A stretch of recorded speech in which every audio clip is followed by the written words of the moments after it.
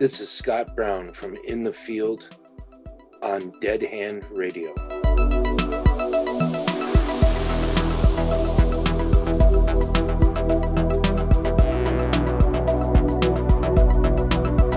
Hi, Scott. Welcome to Dead Hand Radio.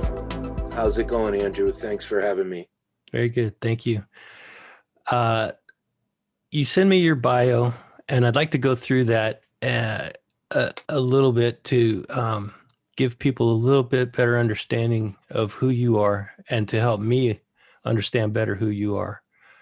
In the previous segment, we talked a little bit about how you have been miscategorized on occasions, but I'd really like to get into how your interest in the phenomenon started. And well, as I mentioned, the beginning of this podcast was founded founded as a Cold War podcast. And then I discovered how closely related it was to the UFO topic. So the reason that you're here today is because of your work in the field, quote unquote,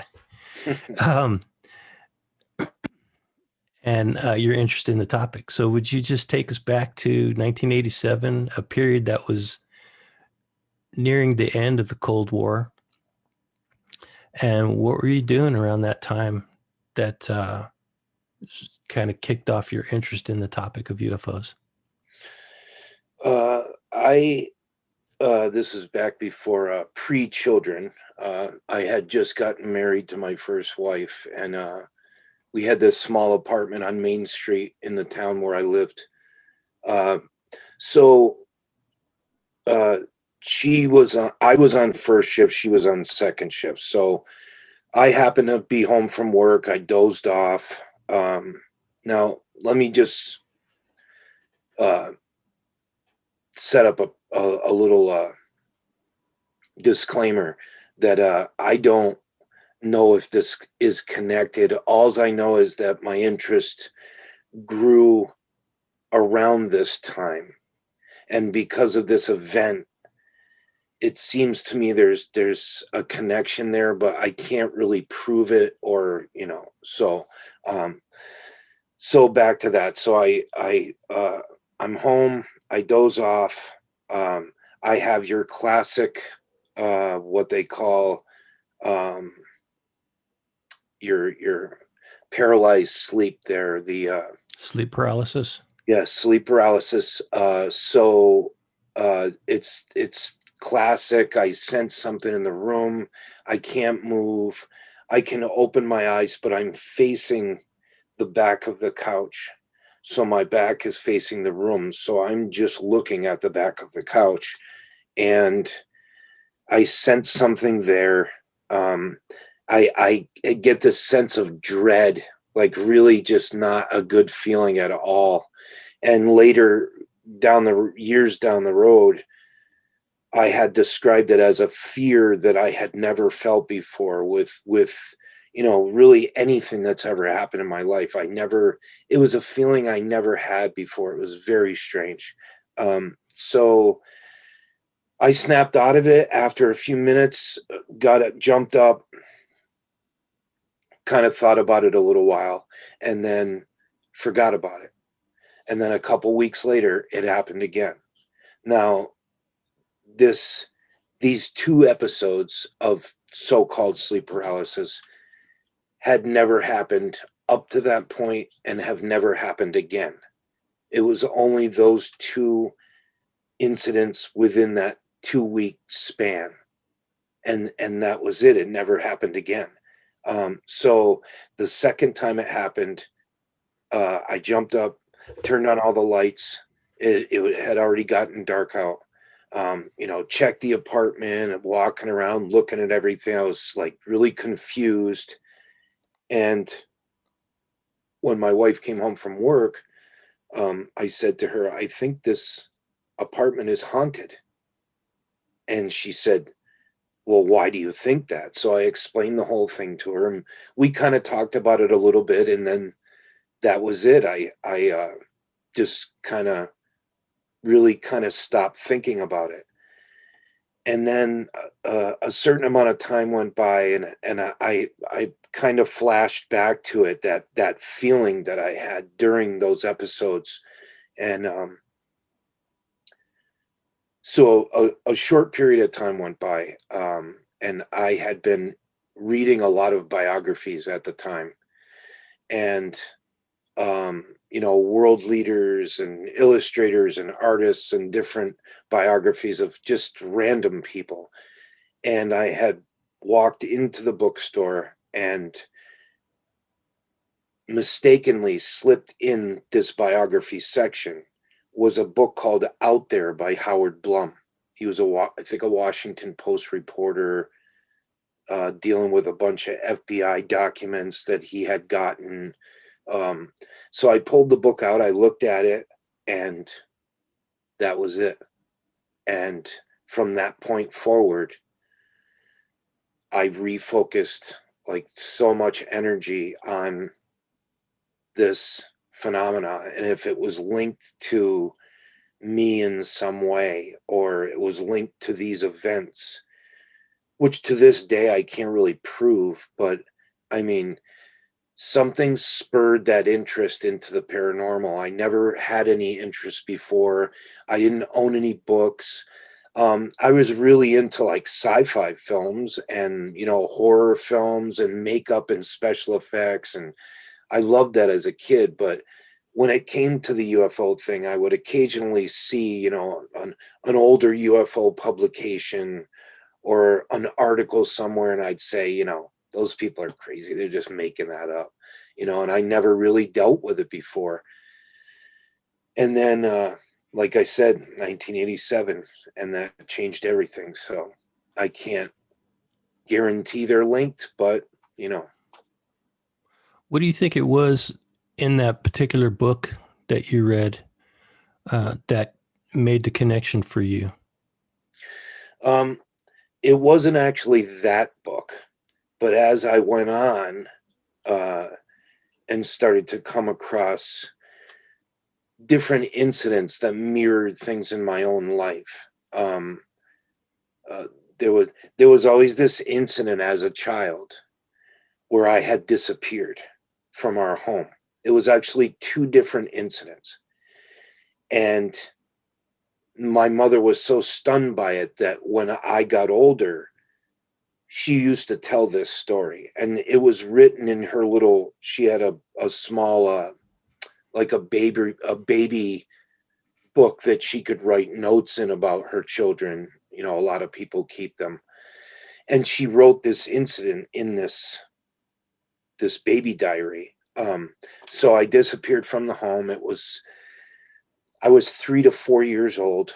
Um, I disappeared out of the house. When they came downstairs and they found out that I wasn't in the house, the door was deadbolted from the inside. And I was only 3 or 4 years old. So that's one of the things that shocked my mother the most, was that she couldn't understand how I had gotten out of the house when the deadbolt was still locked. So they found me a few hours later down the road. Neighbors found me and walked me back to my parents. Um, so there was that incident. There was my father was a police officer at the time. They put out an APB for me. The whole town was looking for me, and then the neighbors finally found me. It happened a second time, and they found me at my parents' best friend's house, who was like 3 or 4 houses down the street. Um, and so there was certain things in a lot of the literature that was mirroring things in my own life. My brother kept having a nightmare as a child, which meant nothing to me until I began to get into this literature, where he would see a giant praying mantis looking in the window. And this would happen over and over again. And he, for years, was terrified. And he had another dream where he claimed that he came down the stairs, but he didn't walk down the stairs. He floated down the stairwell. And when he came to the downstairs living room, I was in a chair, and his words were, I was in a chair near a bunch of machines, and there were men around me with big heads, is what he would say. And these nightmares plagued him for a long time until finally they faded away and were forgotten about. And then I brought them up years later. When I was doing this research, I brought them up to my brother, and we laughed and joked about it. And, he has no interest in the subject at all, not in the least bit. So, I think that when I began to have events mirrored in the book by other people's events and things that were happening throughout the literature, is when I began to kind of make a sort of connection, which I say, like I always say, I can't prove it, but there's some weird incidents that happened that seem as though there has been something there the whole time, and I just didn't notice it, so, I mean, that's what I got. That's all I got. No, that's fascinating. If you were to look at it with an open mind, it's easy to connect the incidents where you became aware of something weird going on in 1987 and the incidents from your childhood that you don't even have a recollection of, but was documented and recalled by people that knew you well. Right. Yeah. Like I said before, I like to speculate on things, but I'm very adamant about taking something that I can't prove and saying, this is what happened. There's people out there that they'll get these notions in their head. They get this belief structure built up, and then it's just supported constantly with their beliefs, but it's not supported by anything they can prove. I think there's a term for that, and it's, if I'm not mistaken, it's called confirmation bias, where you look at evidence to support your beliefs, but anything outside of that is discounted. Right. I think I have heard that. Yeah. And so you're saying that that's not the way you approach this topic. You're more I can't looking at it from all angles. Right. I don't, I hate to use the word alien. I don't like it at all because there's just no proof for that. It's what I like to tell people, is that, and people will constantly ask my opinion. And after 30 plus years of doing this, there's only two things that I'm sure of. After all this research and searching and cameras and shooting video, is that there is something out there. There is some intelligence that is interacting with us. And the second thing is that it has some sort of agenda. There's some sort of agenda going on that we just don't understand. And those are the two things that I can say for sure that I'm solid on. Whereas anything else is just, it's speculation.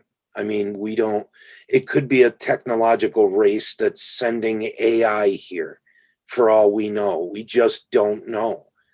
And so I sit on that fence all the time.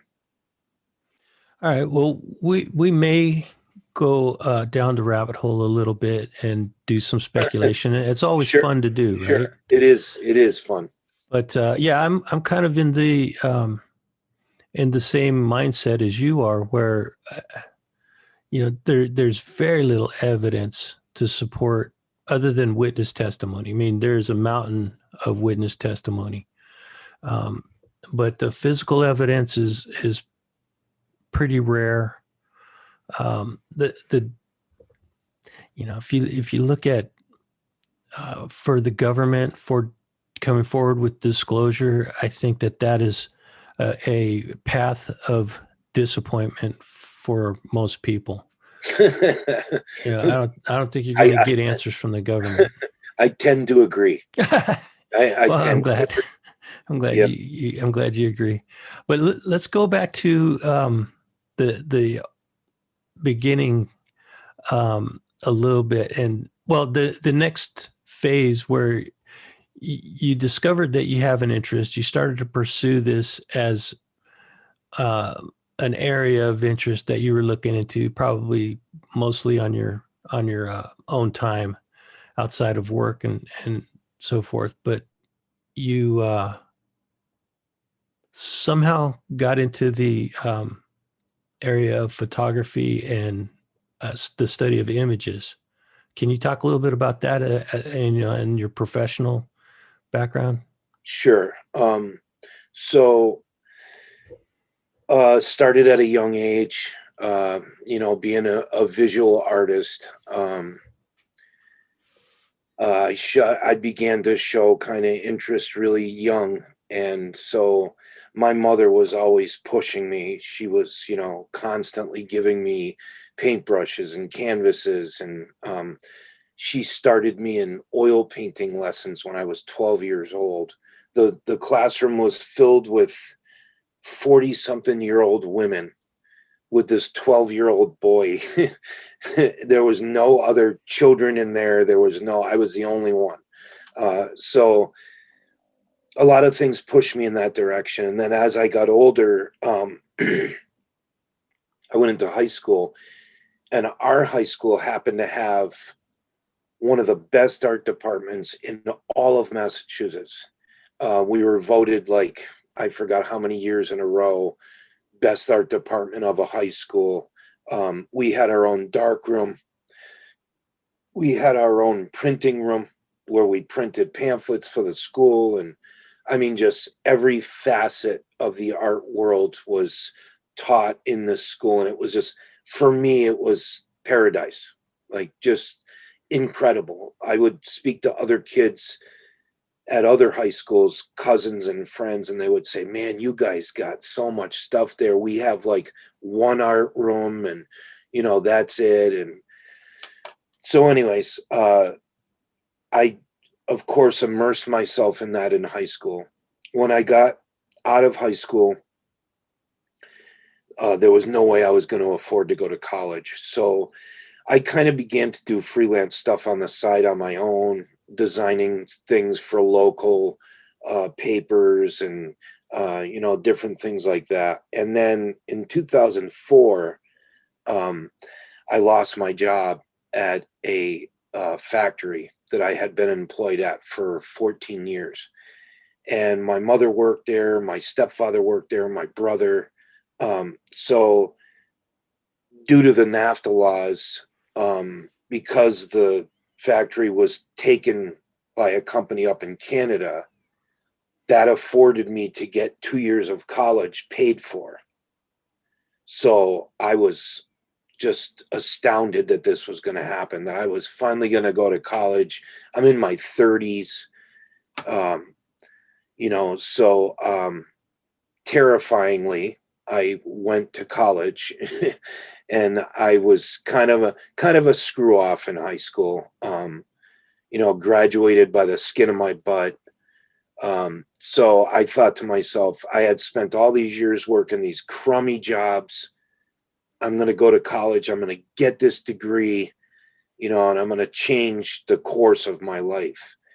And so I went into a program at a local technical college, and they had an entire wing dedicated to digital photography and typography and just all the facets of the commercial art field. And so I went into the program and just loved every minute of it. If I could have stayed there for 10 years, I would have. Um, so this, and in the meantime, on the side, I'm keeping up an interest in the UFO field. So, of course, the first time in, I think it was the late 80s, early 90s, I saw somebody using one of the early versions of like Photoshop or a graphics program. And he was a friend of mine. He was a local illustrator that did a lot of the game boxes you see for Milton Bradley or Hasbro games. He does all those game boxes, the game boards, he designs them all. And this guy was an idol of mine. Anything he touched was just incredible. He was an incredible artist. Still doing it. He does a lot of Star Wars stuff now for the different toy companies. So, you know, they kind of just mesh together, um, pulling up images online and trying to examine them, and get to the bottom of the details of a photograph, was for me, the first few times that I was able to pull something into Photoshop and start looking at it really closely, and everything just kind of meshed together. It just all came together, and I realized that these tools were essential for me wanting to try to verify this stuff or look for, different flaws or, whatever. And so, yeah, that was it. After that, I began to, I use Photoshop for just about everything that I do, whether it's a business card or an illustration. I use the old traditional way of, if I design something, I'll usually sketch it first. I scan it into the computer and then I'll build the illustration over the top of it. Um, and so, I've used it to examine, countless photos and images and things that have been sent to me. And it, it's, uh, it's, you know, I think it's an essential tool to have when you're trying to gather that information. In the process of uh, playing with photographs and using them for a commercial venture, I began to realize that, hey, everything's going digital now, and photographs are, you be able to, you can look at like the XF data of a photo and just different things like that. And so it just all kind of came together in my hobby, kind of meshed with my interest in graphic design and photography. And I also became very adept, which was kind of part of my college education, was uh, digital photo manipulation. So, you know, I'm sure you know what that is. So if I'm able to take other photos and superimpose them into others, and uh, you know, things along that line. Once I became really, really adept at that, and being able to pull it off so it was visually could fool the viewer and think, when that happened, it's actually Diana Pasulka wrote about part of it in the book. And so I came across a company that said, it was a website that said, they were asking for somebody to fake a UFO photo to the point where people couldn't tell, and have it be, like top notch, fool everybody. And so I did this, and I posted this photo. I used a small model that I built. I photographed it against the sky, and then I used Photoshop to take out the line of the fishing line that was holding it. But I shot it in the same light that was used with the sunlight in the actual. Everything was shot in one take. All I did was take out the line. So when I did this, it was like applauded, and they thought it was great. And you can go online now, and it's probably on about 10,000 websites as a photo that was taken by a paper boy on his paper route, and he saw this UFO up over the trees. And so this photo got pulled off that site and went around the world. And it's on so many websites, it's ridiculous. And I realized at that point that I could never do that again, because that's what's going to happen. And so that was also a facet of me learning in ufology, that there's just too much of that out there. And somebody like me, I could have 1,000 news websites come to me a day and say, listen, can you fake this for our next article? I could easily do it, but I won't do it. I just won't do it. So then, so you continued this throughout the early 2000s, until you started the Facebook page. Well, actually, what happened was in the early 2000s, I kind of began to drift away. And so I wasn't doing much research, wasn't out using the cameras, hunting. And there's an area up here near my home. It's the town over from me. And in this area have been different paranormal events going back to the 60s. And so I did a lot of research in that area, found a bunch of weird stuff, found some, there's been 2 of the spots within this area where books have been written about what went on there. So I had always been fascinated with this area. Going up in there, I learned all the trails and the roads by heart, and any outstanding kind of older landmarks, and mapped it out on maps, and ended up finding an Indian village that had been abandoned up there, that people weren't allowed to go into. So there's a woman who lives on a stretch of road that runs through that area, and her daughter went to school with my daughter. And so one night we had a fire in my backyard, and we were all sitting around the fire talking.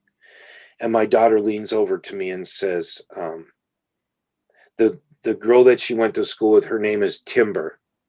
And she said, hey, I forgot to tell you, but Timber's mom took a strange photograph of some strange object in the sky out there in Warren, which is the town over, Warren. And my ears perked right up, because I had been kind of, like I said, I was taking a break. I was just kind of like not really paying attention. And I said, you need to get me that photograph. I was hell bent on getting a copy of this photo. And so come to find out, her mother didn't take the photograph, but it was a neighbor that lived right next to them. And she just happens to be an area award-winning photographer. And so when she took this photograph of the sun rising over the hills up there, she was shooting like the sun coming through the tall grass. Beautiful photo. But in the sky was this really weird looking object, like something rushing by. And she couldn't explain it, and she was stunned by it. So I get a hold of this photo and look at it. It's quite interesting. And that started me back up again. And so I jumped in, started meeting people online, started realizing that there were people shooting with the infrared and the FLIR cameras, and people scattered all over the place doing this. And I said, I want to try to bring all these people together so we can look at this stuff and maybe talk about it, look for patterns, that type of thing, scrutinize each other's footage. And I had been just enthralled with this book about Dr. Harley Rutledge. And he wrote a book back in the 60s, 70s, called Project Identification. And he was a professor of physics that had got turned onto this flap that was happening down in Missouri.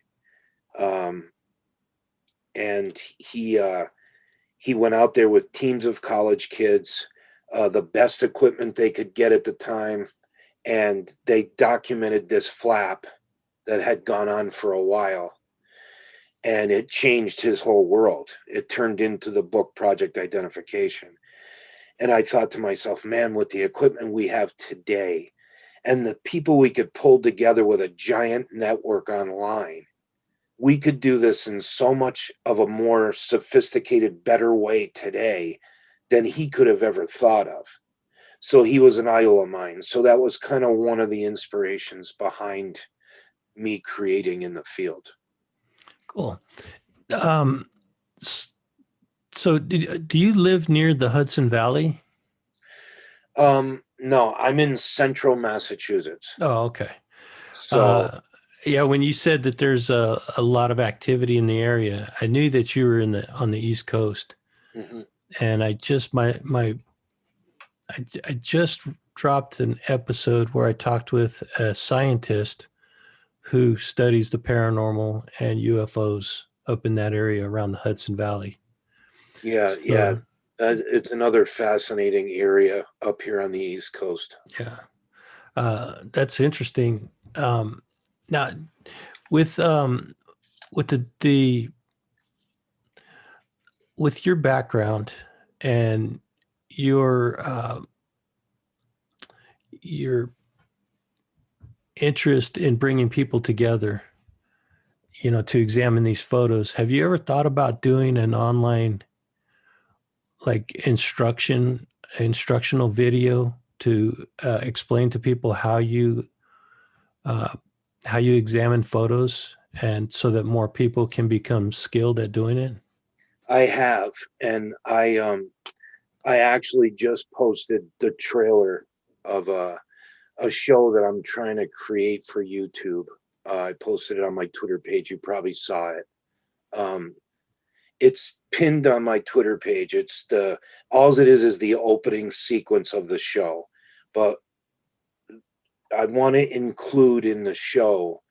So I was inspired by this guy from Canada. His name was Darren Crapo, and he had a show called the UFO Planet. And you can find the older episodes. And I was on 2 of the episodes with him. And he did this great show where he had people email him footage, photographs, eyewitness accounts, and then he'd go over them on the show. And he'd let people make their own opinion. What do you think it is? And he'd zoom in on it, and he'd, really show it to the audience really well. So he's kind of petered out. He had some things go on in his family. He's involved with law enforcement up in Canada. And he had some health issues, and he's kind of fallen off. So the show really kind of doesn't exist anymore. He'll still do he'll show a map. He'll show the images, but there's no talking. There's no interviews. So I kind of want to create a show where people can send this stuff in for me to look at.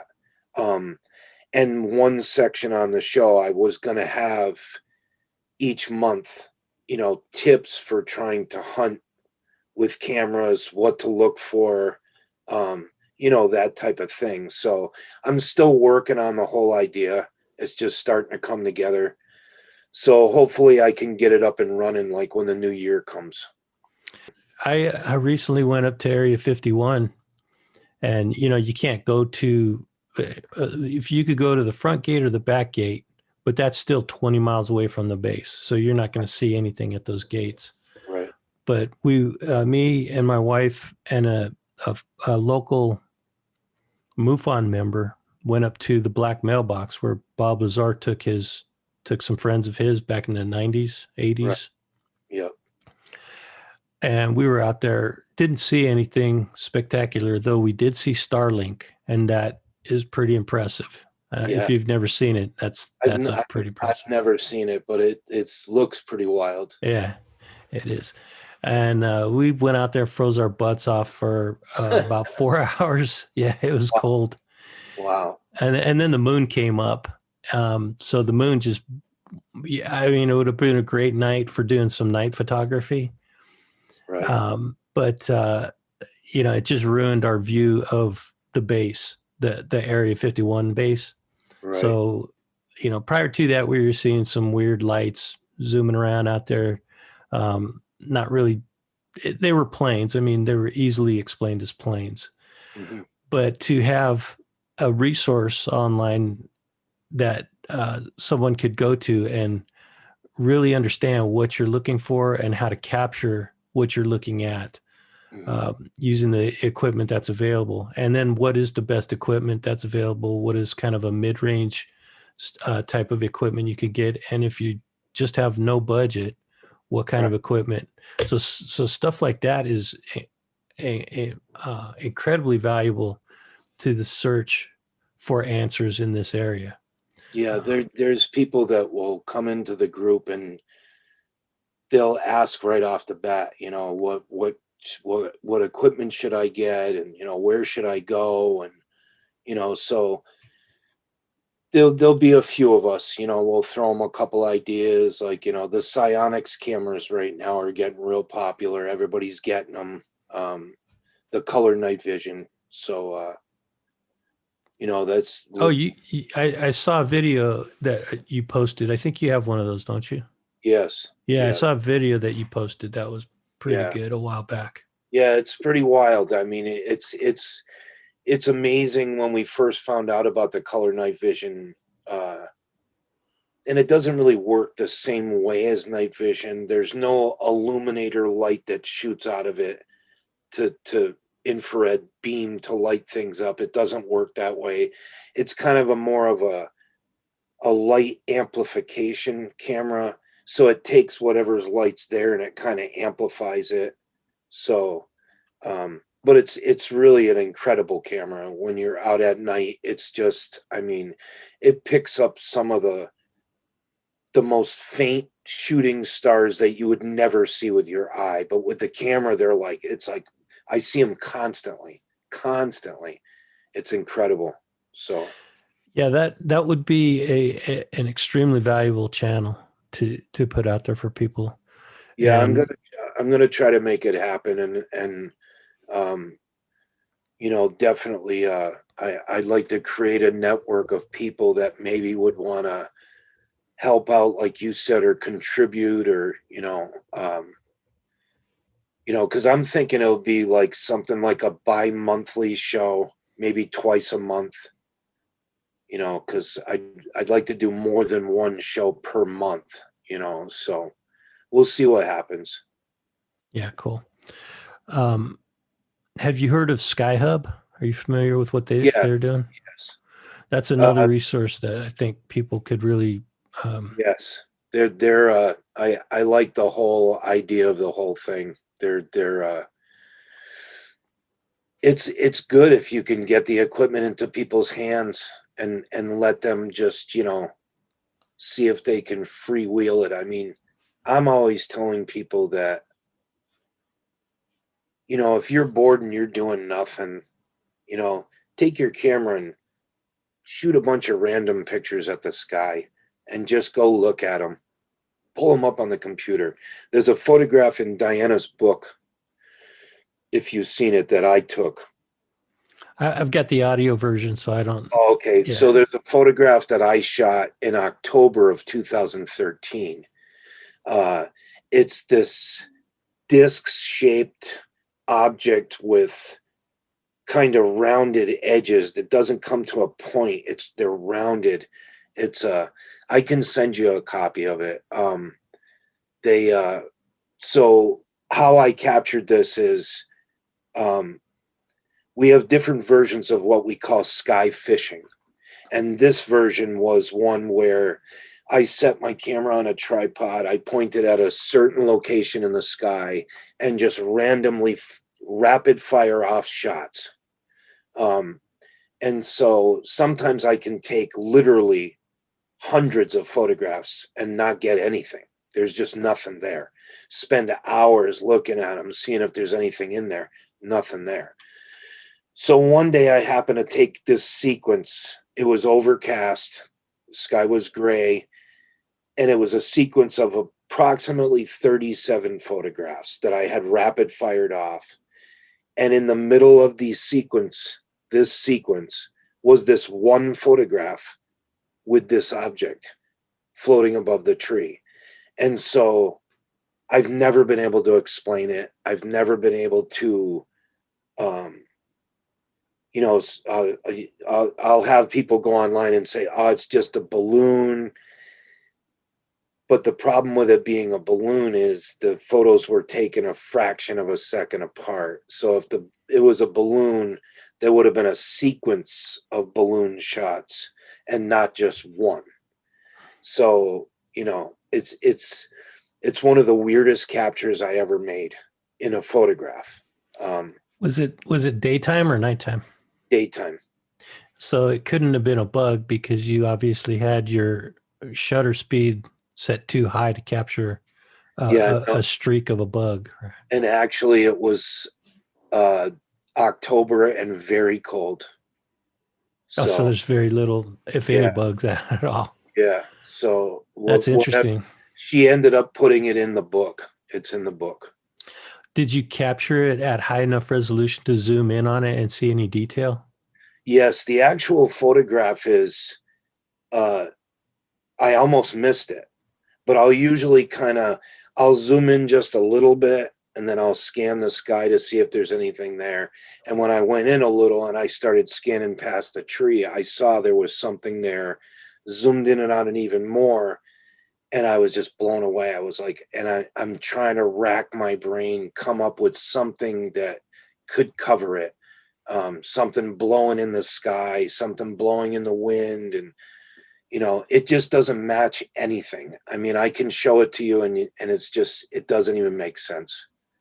So Yeah, I would love to see that. Short of going out and buying the print version of her book, I don't know. Is it available online anywhere? yeah, it's on my blog. Okay. It's on the In the Field blog, Is and that inthefield.com? it's I think I did it free on the Weebly site, so I think Weebly has somehow worked into the. But if you Yeah. put Scott Browne /UFO into Google, it'll come up, Okay. and there's a page on there that has it. So after launching the Facebook group, did you have did you find that it was pretty well received, or did you get a lot of critics, or what? How did it help you, and how did it hinder you to have that Facebook group out there?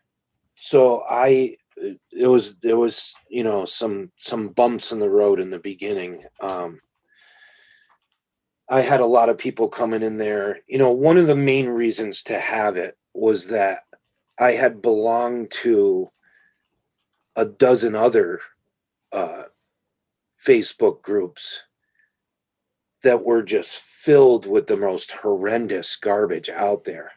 And I thought to myself, if I'm going to do this, I'm not going to be able to allow people to put that in there because it's a credibility buster. I mean, just everything that's on the internet was like, it was appalling. So I stated clearly in the beginning that, you know, we would have a list come out every year, which is posted, pinned to the top of the group. That's a list of sites that are either CGI, they put out false information. It's a mixture of both. There's other guys out there that I won't mention. Their websites are filled with misidentifications, just things like that. So as time went on, I realized that I couldn't just let in your average Joe. because they didn't understand the people that were in there that had been doing it for a long time, and they were used to the internet rubbish. And so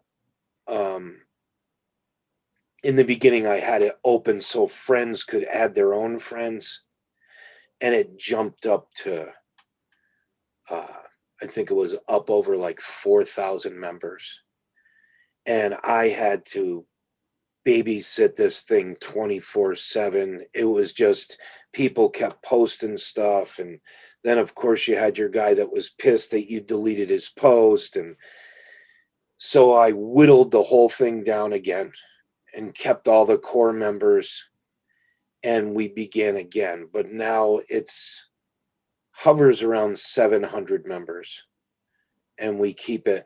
And if I think it's someone that's you know, a reliable researcher, somebody that's grounded, that's got their feet on the ground, you know, that's not buying into all the UFO dogma, then I'll let them in. But it's I have another administrator from Canada.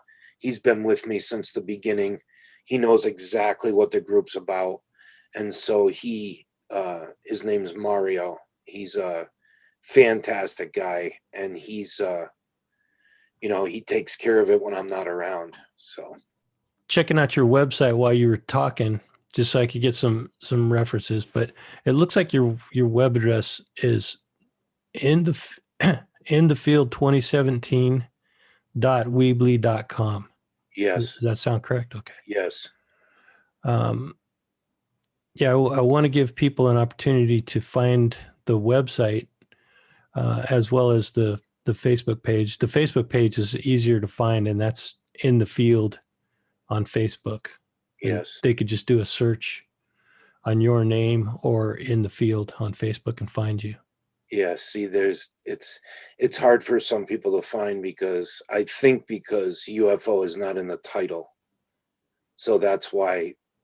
So a lot of times people will contact me. They'll say, "Hey, I can't find it on Facebook because they're typing in UFO, Right.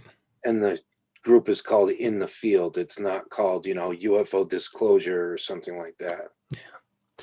Uh, so we'll talk about your documentary a little bit in depth, but before we do, let's talk about how people have kind of miscategorized your work, and you've been called a debunker at times. How has that affected your work, if at all? Well, I I guess I could say that it's affected it somewhat. I've gotten like some serious threats online. Um, you know, the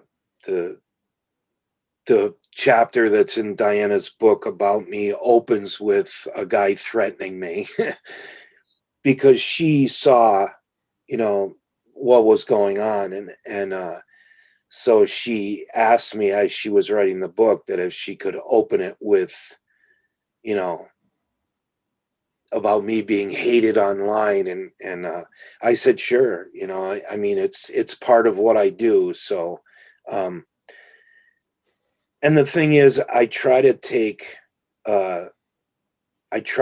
a kind of subdued approach when I approach people and say, listen, you know, um you can't take a photograph like that. You can't point a camera into a bright light source.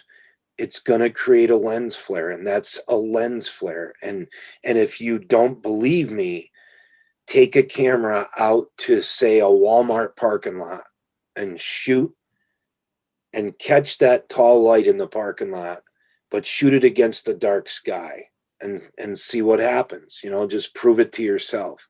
But these are camera anomalies that are created all the time by cameras. um, or the guy that says, hey, I got this footage and it's incredible, and I look at it and it's Chinese lanterns and they're burning up in the atmosphere and falling apart. And when someone becomes so entrenched in the idea that they have captured some kind of anomalous object or behavior, Um, and you point out a different, a different conclusion. Um, some people react very, very badly. They just don't like it. And, like I said, I've had people threaten me online. I've gotten private messages telling me they're going to come to my house and kill me. And, I mean, usually when that happens, I will screen capture what they say and I'll put it out for the public to see, Yeah. just to have it on record in case something happens. I haven't come across that a lot in the last couple years. It's kind of died down. But it's like, okay, here's an example. I had this one woman that came to me and she said, listen, my husband and I were driving and we saw this object out over the river, broad daylight, off of a bridge. And so we stopped the vehicle and got out and he took a picture of this object over the river. She sent me the photograph. I looked at the photo and I said to her, are you sure you weren't in the vehicle when you took this picture? Because it looks like it was taken behind a window. And it's the actual flash of the cell phone on the window superimposed on the sky. And she said, no, no, no. We got out of the car. We took it from the side of the bridge. So I began to look at the photo more closely. And when I got down into the left corner, you could see the small words that are written on a mirror to a vehicle that were reflecting onto the glass of the window. And you could see that she was behind a window, and it was obvious. And I blew it up and I sent it to her. She went off the deep end, called me a lot of names, and and that was about it. She left the group and I never heard from her again. But I mean, it's times like that are it's disappointing. It's disappointing. I just want to try to maybe help out, maybe educate people on what to look for, what not to do. And in the field, I have what I call an educational album. And what it is graphics that I've made over the years. There's 100 something of them, and it will give examples of every different kind of anomaly. It's a mistaken anomaly. There are things to educate people, to show them this is how this is created. This is how, and when I come across different examples, like for instance, there's a big one with infrared night vision cameras that will catch the webbing of insects, and it will create anomalies on the film. For instance, a deer coming up in front of a trail cam, but over the deer's head, there's like 3 or 4 small balls of light right in a row floating and moving around. And it's insect webbing caught on the camera. And this has been looked at it as an anomaly for years and years. And the only reason that I came to the conclusion of the webbing was that I shot it myself. And I knew that it was webbing. And, so back to your original question, it's definitely disappointing when that happens. I would rather have the person say, hey, you know what? You could possibly be right, and kind of come to a middle of the road.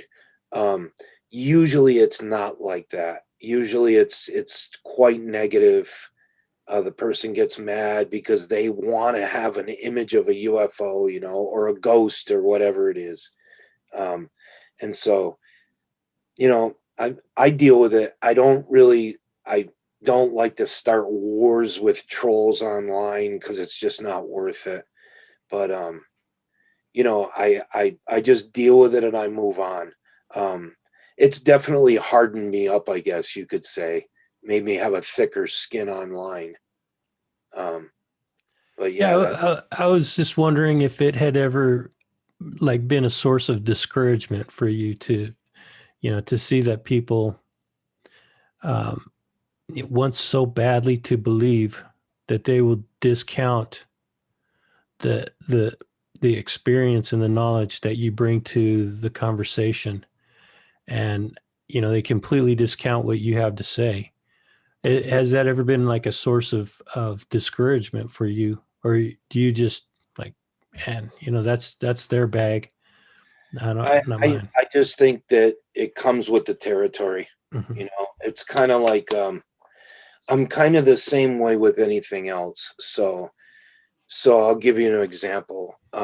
So my niece had posted a link on Facebook last year. This link was from Disney World and said that if you reshare this link, you'll be in the running for a prize of tickets and a hotel all paid for. And so I clicked on the page. The page was created the day before. So that was the first red flag. The second red flag is it didn't have the official checkmark circle next to the name of Disney World. So that told me right there that it was fake. And but my niece is a teacher. So I kind of had to be a little bit, you know, subdued when I approached her, and said, listen, that's a fake link, you know, and it is discouraging sometimes, especially when you see people that they're not stupid. There's a lot of people out there that are not stupid. They have PhDs, you know, but they'll post something that is blatantly fake and they don't look it up. And so it's made me much more vigilant. And but back to that, it is sometimes discouraging to see that, you Yeah. know. Well, just I guess it would be consolation to know that the work that you do is appreciated by a growing number of people. It's recognized by people that take the subject seriously and are not looking at it as a uh, you know I I don't want to pass judgment on anybody, but the people that you appeal to, the people that are respectful and appreciative of your work, they're not looking for personal gain. They're looking for true answers. Mhm. And, those are the people that, um, I guess when you have a moment of discouragement from the masses of people that discount your work, you go back to that core group of people that respect and appreciate the work that you do just to keep you going. Is that pretty Mhm. much correct? Yeah, I there's been times where I wanted to step away and shut the whole thing down, and it comes up every so often. And recently, I thought about shutting down in the field on Facebook and staying on Twitter. Um, and it was just kind of for non-participation. Like in the old days, we would have discussions about a piece of footage, with 20 or 30 people throwing in their comments, and we'd say, well, and they'd be adding to this, and well, what about this, and this guy lives over here, and just conversation about what was going on. And it's kind of died down a lot in the last couple of years, and I thought to myself, well, you know what, maybe I'll just shut down in the field and just stay on Twitter. And so I suggested this a few days ago, and the amount of support that I got was like just blew me away. Like I didn't think anybody was really listening, and I don't know how many comments I got on there for people telling me, just keep it going, don't shut it down. This is the place I go to, and I thought to myself, man, that just kind of blew me away. I never realized really that many people were listening, you know. So I'm gonna keep the Facebook page up, and I'm gonna start trying to see if I can put more regular content in there, weekly content, and because apparently there's a lot of people listening. So, That's so good. That's good to hear. I appreciate that. I appreciate that. Well, I'm gonna send you a link to this when it goes live, so you could share it in that group, and Great, then the group can hear firsthand from your lips to their ears how great. much you appreciate them. I'm a Yeah, member of the group too, and I saw you post that comment that you were talking about, and I instantly went in there and I know. I was like, don't do that, man. and you just got there, Yeah, right. and I just was like, holy crap, I couldn't believe it. I was like, everybody was just like pushing me, not to do it. And I said, damn, I didn't think anybody was listening at Yeah, all. that So is cool. That is cool when you get that outpouring of support. yeah, And those it, are the people where you look to for that source of motivation, mhm. or to keep you going when you get to those moments of the low times. Yeah, it's inspiring, you Yeah. know. Let's talk a little bit about the documentary. I haven't had a chance to see it. I didn't even know it was out there, but I'm going to check it out real soon. Yeah, a lot of people don't really know it's out there. I've posted it a few times, and every so often somebody will say, "Hey, can you post that documentary?" Um, so I decided to just kind of tell my early story um, on video. And I had this friend of mine, a good close friend. He's kind of been involved here and there. He's not like deep into it like I am, but he's, every so often he'll get involved. And I asked him, I said, hey, would you want to sit in and interview me for this documentary so I can throw this all together, because people are asking me questions and I kind of want to get it down on video. So that was it. We talked a little bit about what we were going to do. We sat down. I told him different things I wanted him to touch on, and we sat down, we filmed it, and then I edited it and threw in a bunch of images that I've shot, different things about my childhood, and the whole point of the documentary was based on what made me do what I do, what made me, what made the course of my life take a complete different direction when all of this happened. And for me to, because in the first couple years, I probably spent, I don't know how many thousands of dollars on Amazon buying books, like nonstop. And I'd be going through these books. I'd read a thick paperback book in 4 or 5 days and have to have another one. It was just nonstop. I couldn't get enough information about the phenomena. Um, and of course, as I went on, I learned who was on the up and up and who wasn't. And yeah, the documentary was something that I really needed to do. Um, some of it's in Diana's book, but the documentary goes more in depth, and I'm telling the story. And then, of course, it's interspliced with images and footage that I've taken. So, um, kind of just wanted to put it out there and let people know, this is what I'm about. This is what happened. Um, did these incidents affect me in some way? Not really sure. Um,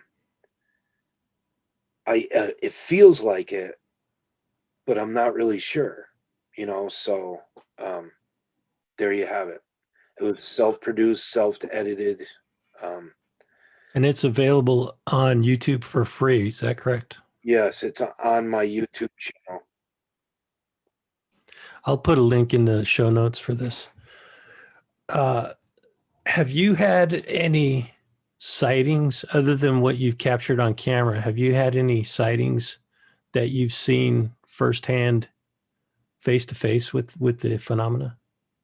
So um, there's been a couple really, a couple times that stand out strongly. Other times it's been kind of like the peripheral vision. Like I've seen something out of the corner of my eye, but when I look, there's not really anything there. And of course, your eyes can play tricks on you. And there's a whole host of paranormal phenomena that's been around me since an early age. But I never put it all together until I started to get into the research. And I still, the connections are, they're, it's, I can't prove it. So, to give you an example, there was this one day where this was back in the early 90s. I had moved from where I was during the sleep paralysis incidents into a home. My wife and I had bought a home and we had moved in. She was pregnant with our first child. She was gone somewhere. I can't remember, shopping or something. I had my best friend over, broad daylight, sunny day out. We're standing in the kitchen and something or someone rapped on the door 3 times really hard, like so hard that it made me angry, like they were going to break the window. And so I was shocked and I reached over. I was maybe 10 feet from the door, opened the door, nobody there. So I said, it's some kid playing a prank, ran down the steps, probably it's a 4 steps. There's nowhere to hide. There was nobody there. And my best friend, who was he was always over my shoulder with the paranormal, but he never really got into it. Every so often he'd ask me a question or he'd be interested, but he freaked out and he took off and left. He got in his car and he left. He was just, it made him so nervous and it made the hair stand up on my neck. But I mean, there's always been those incidents with stuff like that, with uh, sighting wise. When my daughter was born from my second wife, who was somewhere around, I'd say 2007. I had stepped out on the porch of, we lived in an apartment building with uh, 3 apartments side by side, big place. We had an upper and a lower floor. And I stepped out on the step, broad daylight, and I'm always scanning the sky. So I'll throw on sunglasses and I'll just constantly look at the sky all the time. Whenever I get the free time, I'm always looking. And I happened to look up and saw this grayish silver ball, not reflecting the light, like kind of muted gray,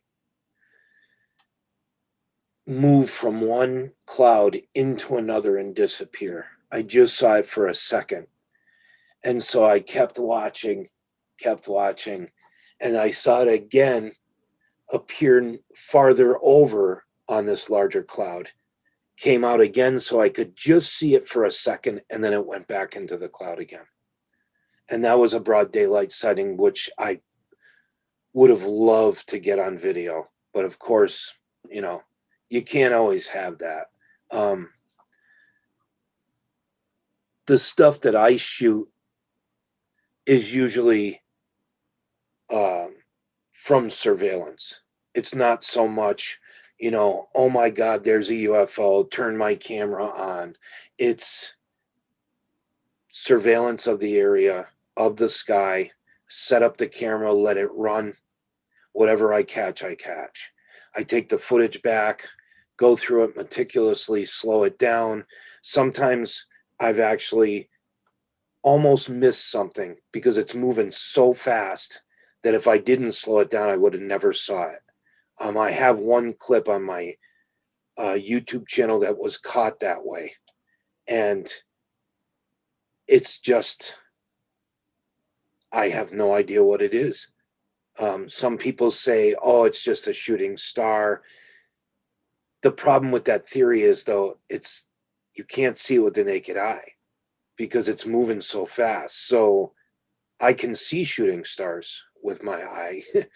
So I put kind of a comparison on there to show what shooting stars look like compared to what this looks like. But yeah, I've only had a few, they're here and there. I've seen some strange stuff. I've had just a few years ago had an incident where there was some sort of presence in my bedroom, and I had awoken to sensing that something was moving near me. And so I sat up out of a dead sleep, swung my legs out over the side of the bed and sat there. And as I turned and looked, there was like this silhouette shape of something moving out of the bedroom out into the hallway. And so I stood up and I went right after it. And in my head, I was thinking, it's either my daughter or my stepson. They were in our room for some reason. Maybe they were trying to wake us up. I don't know. I got out to the hallway. The moon was shining through the window on the upper floor. So it was creating the shape of the window in light on the wall. And as I rounded the corner, this silhouette moved in front of that and like blocked that whole light out just for a second and went down the hallway. And so I thought, it's got to be my daughter or my stepson. So I flipped on the hallway light. There was nothing there. The door to his room was partially open. I went in there, he's sound asleep. I went into my daughter's room, sound asleep. So I thought something maybe passed in front of the window outside to block out the moonlight. But it still wouldn't explain like the dark figure moving away from the bed, because it wouldn't have explained that. But at that point, I was just grasping at anything I could get my hands on that was rational. And I looked out the window, and it was almost a full moon, bright, nothing in front of it. There was no way to block it. So I said, well, that's pretty much rules that out. But like I said, there's always something weird happening. I try to write them down, just try to document them. And, there's a saying in ufology that people like to use, and they usually say, when you become aware of the phenomena becomes aware of you. And a lot of researchers will have this, there's a name for it, the high strangeness, they call it, that will be around people who get into this subject, and they'll have these weird events happen. And I can't say that I'm not in that club, There's Some of the people that I've talked to that have come from very pragmatic, very disciplined backgrounds, when they go down that path, they start to experience stuff for themselves as well.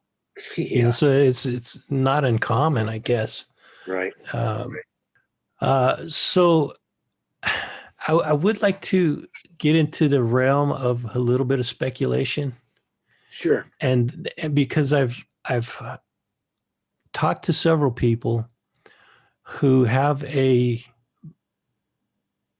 belief or a theory that the paranormal, spirits, ghosts, psychic abilities is somehow connected to the UFO phenomenon. Hmm. What are your thoughts on that area? I am definitely in that camp. And then um, I think a lot of the things that happen within this so-called paranormal realm um, are interconnected. Um, you've got cases where, as children, these kids saw these ghosts come into their room when they were small, and then the child grows up and becomes an adult and says, "Wait a minute, those weren't ghosts. It was like something else," you know, or the paranormal phenomena that has gone on around people who claim to have been abducted. Um, and a lot of it, a lot of the uh, throughout the literature, a lot of the characteristics and the behavior in paranormal realms, it's kind of all tied together. Some of the stuff is like identical to, uh, you know, like Diana talks about in her book, the nun there that sees the angel, the so-called angel, and it pierces her with this some kind of device, and you know this person interprets it as this was an angel. They were helping me with guiding me to the Holy Spirit, or whatever they were doing.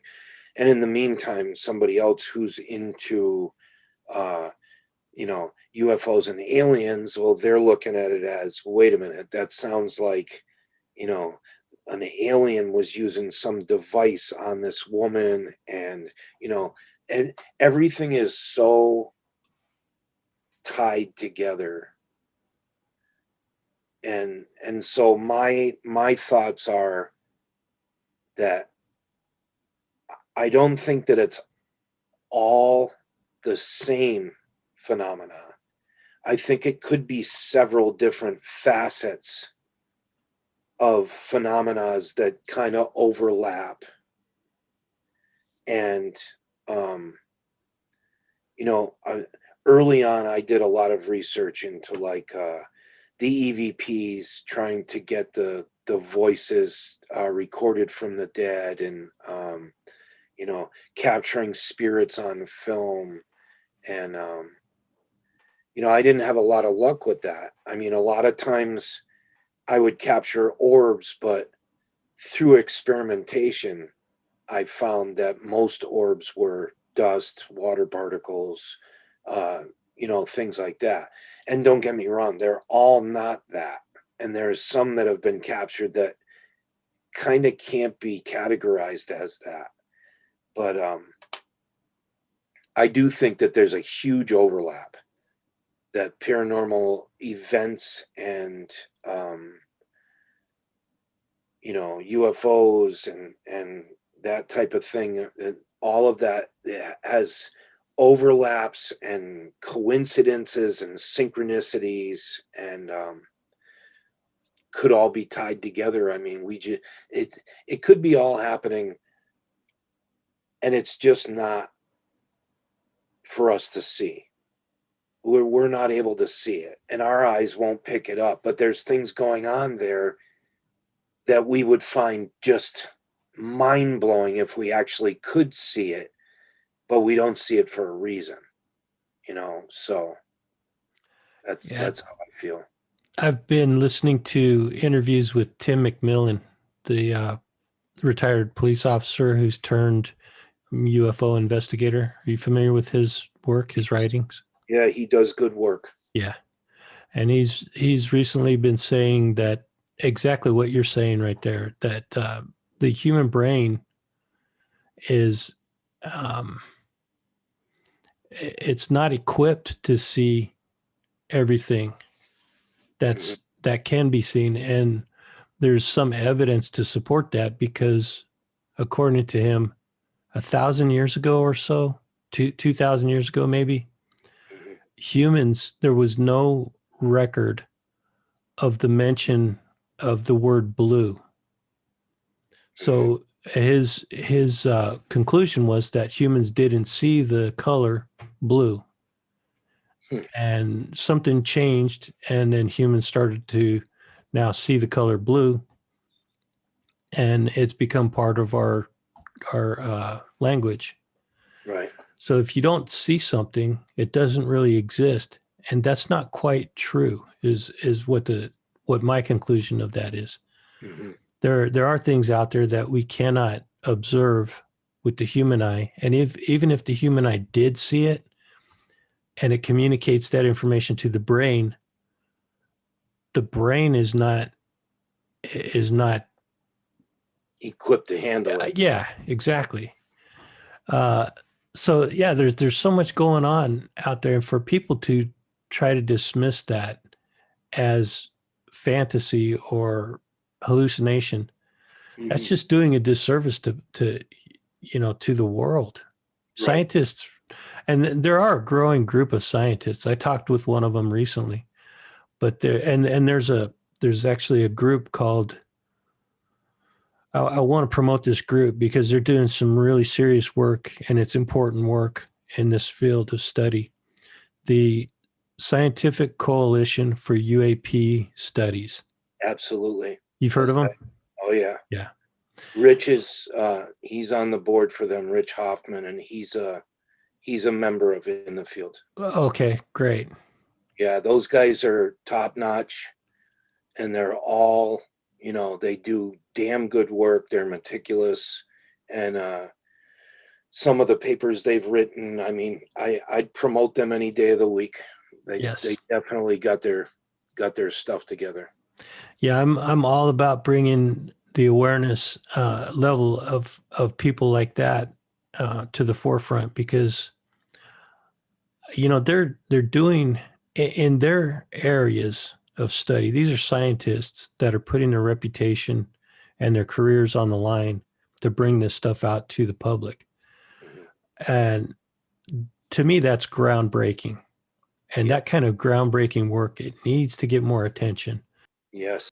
How did Diana Pasulka hear about your work and your experiences? So she, um, I can't, um, I don't know exactly who the person was that directed her to me.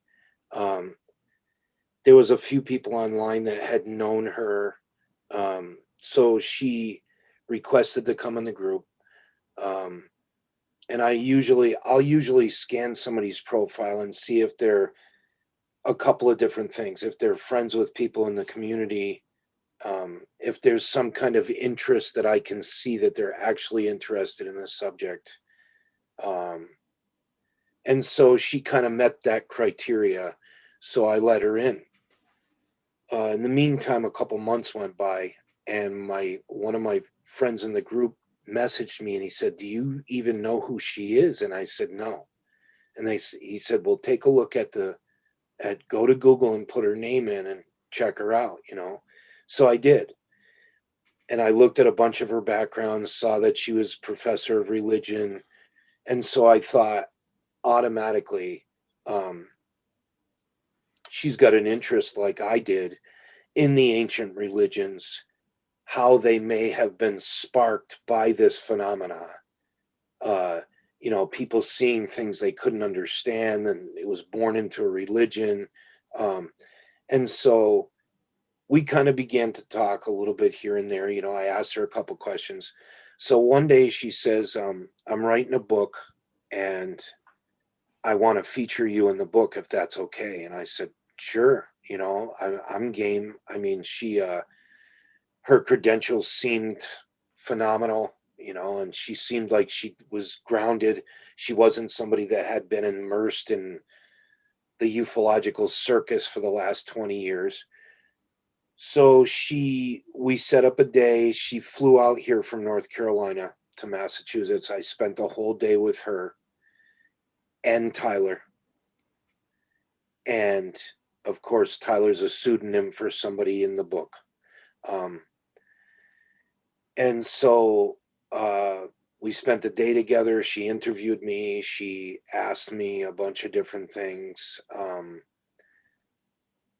I spoke with Tyler, asked him a couple things that I had no idea that she was bringing this other person with her. And later on down the road was astounded to find out who this person was that I just sat and ate dinner with, because she told me the same thing. I can't give you his name, but we're going to call him Tyler. And so he expressed interest in my graphic design work that he had seen online, that some of the stuff that I had done. And he said, hey, maybe it's possible that you could do some work for me down the road with one of my companies. And I said, sure, that'd be great, And he handed me his cell phone. And when he did, his real name was at the top of the cell phone. I don't know if he did it on purpose, because he would have known that I would know who he was at that moment, at that very moment. So I put my number into his phone, handed it back to him. I didn't get halfway home from that meeting when I pulled the car over, pulled up Google, and started to try to find information on this person. Needless to say, there is not much information on him online. Doesn't do social media. But when I found out who this person was, I was stunned. I was like, I can't believe I just ate dinner with this person. And their like credentials are astounding. And so Diana went back, she wrote the book, she sent me a draft of my chapter to see if there was anything in there I wanted to change. There was one little change that we made, and that was it. The book went to press, and to this day, I'm pretty sure that Oxford Press has never put out a book on UFOs. They're a different kind of publishing house, usually like academic books and things. And I believe that that's the very first book they ever put out on the subject. So quite interesting. But yeah, Diana's a great lady, and smart as a whip. She's a smart woman. I don't know a lot of the controversy behind it, but I've seen people attack her online as well. And Yeah. I just don't understand that. She put forth a serious effort, did some very detailed research and investigative study on this topic to bring it to light. She puts some of her own opinions in there, which is totally acceptable.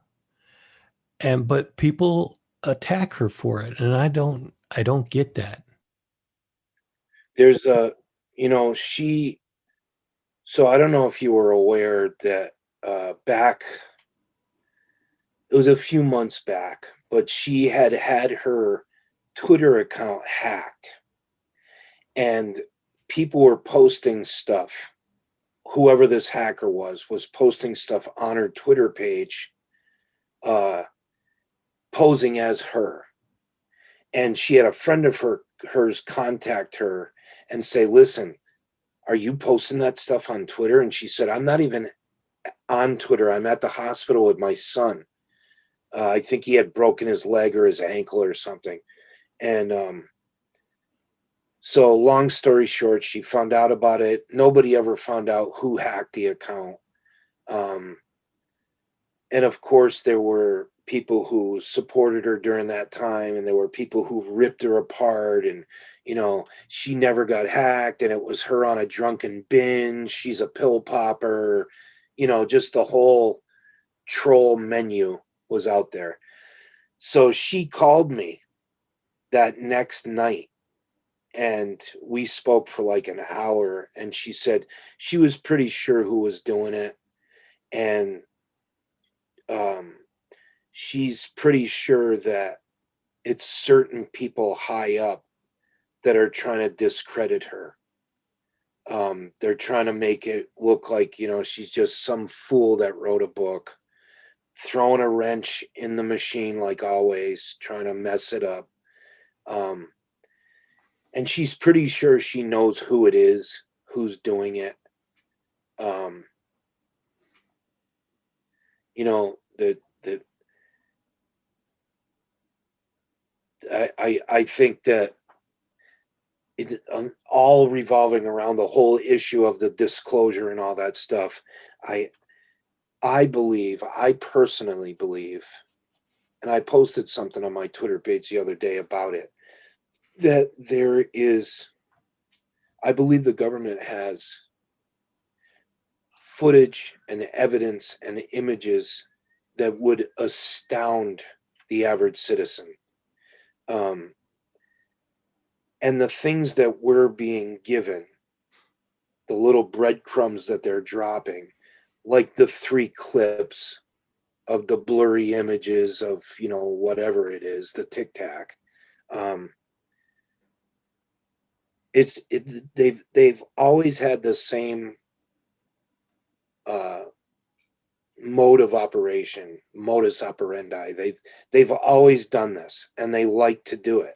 And they'll sit back and they'll watch what happens, and they'll throw this stuff out there to confuse and this whole uh, balloon thing with McMillan and Tim and that and it's still being posted on web pages, and they're calling it a cube, and it's not even shaped like a cube.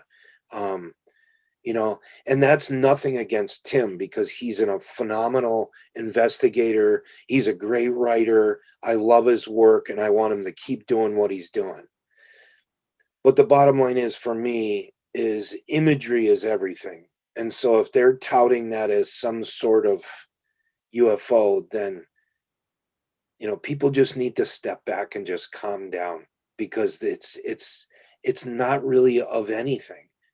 But the evidence that we have today from the government is virtually nil. There's virtually nothing there.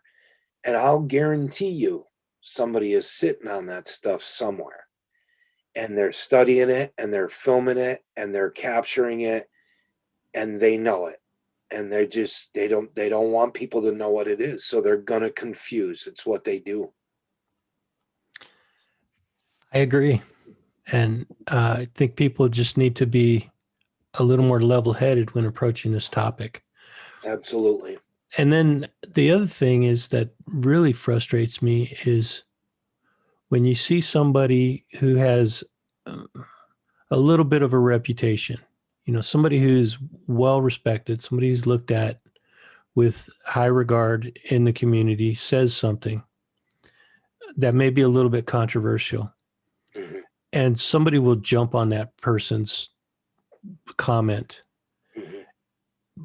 and it doesn't turn into um, a debate or a conversation. It turns into a, a free for all, a bar brawl, and then you get people piling on from both sides of the argument, Yeah. and it just devolves into a nothing more than a bunch of monkeys trying to get at that one banana that's left.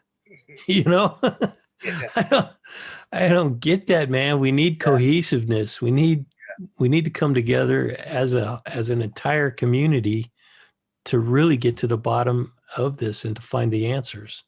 I think part of the problem is that ufology has been filled with so many charlatans over the years, that it makes some people really aggressive, when someone's trying to present evidence, and if it's a little bit off, or their speculation is out there, people tend to like jump on it and kind of criticize and tear it apart. And I think that's part of what's been created within ufology. And I think that's how whoever these people are who are in charge, who hold all this information and, evidence, that I think that's one of their end game situations where they want the people at each other. They want them confused. They don't want them to figure any of it out. And sometimes it gets pretty ugly. I mean, there's been times where I've seen some pretty ugly stuff. Now, again, you know, it's sometimes somebody will make a mistake, like they'll post something and then they'll realize, oh yeah, that's already been debunked, and people will jump all over it and say, it's like, hold on. And in the old days, I would do that. I'd become kind of aggressive sometimes because I had been down that road. And, I take a more subdued stance now, where I try to do it calmly and say, listen, people have already looked at that. They've already shown that to be, that was a military flare drop, or, those were birds, or, but like you said, it can get pretty ugly sometimes, and people can be pretty damn mean to each other. Yeah. I don't understand that, because we're all just looking for the truth. Right. Exactly. We just want answers, and you don't. That's exactly why I'm in it. Why Yeah. I've been in it since the beginning is I just want the truth. I just want to know what's out there. I want to know what it is. But is there anything else that you would like to say before we close it out? No, I appreciate you having me on, and I appreciate your level-headedness, and you seem like you don't buy into every chunk of coal that comes down the road. I appreciate that a lot. Well, I will say, in full transparency, I am willing to entertain almost any